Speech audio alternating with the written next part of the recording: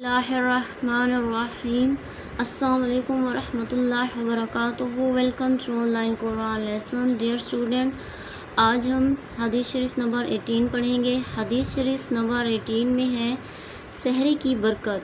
قال رسول اللہ صلی اللہ علیہ وسلم تسحروا فإن فی السحور برکۃ. بخاری و مسلم سے روایت ہے. ترجمہ ہے. رسول اللہ صلی اللہ علیہ وسلم نے فرمایا تم رمضان المبارک میں سحری کھایا کرو، پس تحقیق سحری کھانے میں برکت ہے. درس نصیحت ہے. جائز خواہشات اتباع سنت کی نیت سے پورا کرنا دین ہے.